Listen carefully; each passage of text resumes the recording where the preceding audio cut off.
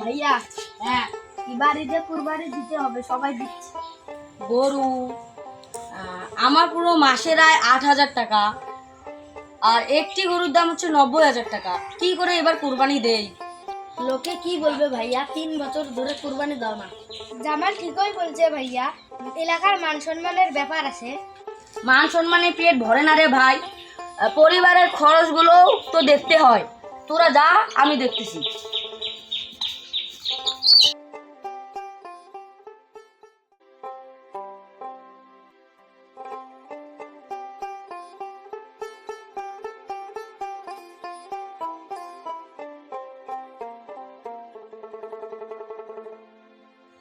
আরে সালাম মিয়া, কোরবানি করবা তো এবার, নাকি ছাগল দিয়ে পার করবা?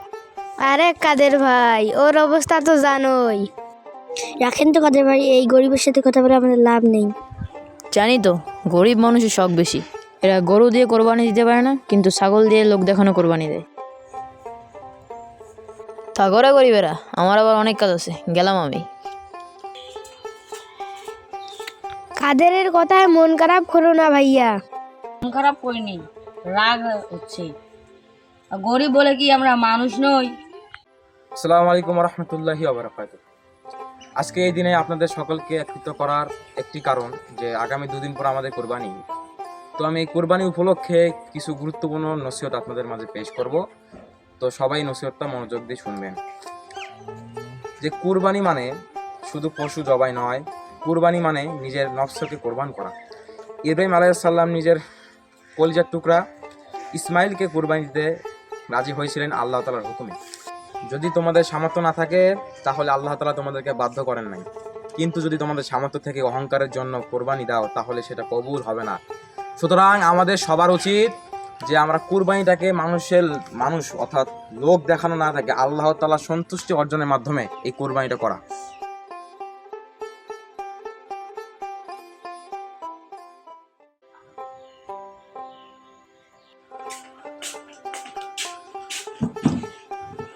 ভাইয়া, ঢাকা থেকে টাকা আনছি, বাকি টাকা ধার করেছি। কালকে গরু কিনবা। না রে ভাই, কেন? এই টাকা তো তোর না, এই টাকা তো তুই অফিস থেকে ধার করেছিস। আমি গরিব হতে পারি, কিন্তু শোন না। তাহলে লোকে কি বলবে ভাইয়া? লোকে কি বলে বলুক, আল্লাহ তো দেখতেছে। আচ্ছা ভাইয়া, তুমি আরেকবার ভেবে দেখো, তারপরে আমাকে জানাইয়ে। ঠিক আছে, তুই যা, আমি আরেকবার ভেবে তারপরে তোকে জানাচ্ছি। ঈদ মোবারক, ঈদ মোবারক, ঈদ মোবারক। ভালো আছেন ভাই? হ্যাঁ।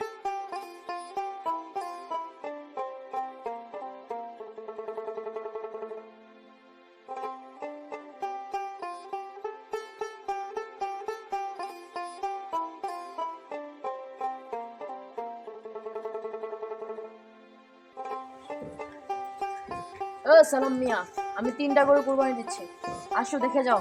আলহামদুলিল্লাহ ভাই, অনেক ভালো। আপনি কুরবানি দিচ্ছেন, এতেই অনেক। ফোন আসছে।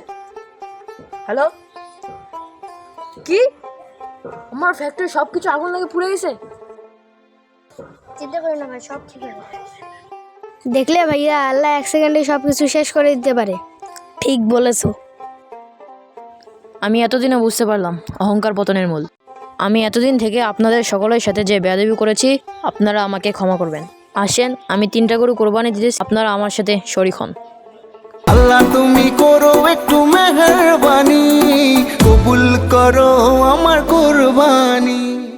হ্যালো এভরিওয়ান, নাটকটি কেমন লাগলো? যদি ভালো লেগে থাকে তাহলে অবশ্যই আমাদের চ্যানেল সাবস্ক্রাইব করে পাশে থাকা বেল বাটনটি অন করে দিবেন, যাতে আমাদের নেক্সট ভিডিও সবার আগে আপনার কাছে চলে যায়। সবাইকে অগ্রিম ঈদের শুভেচ্ছা, ঈদ মোবারক।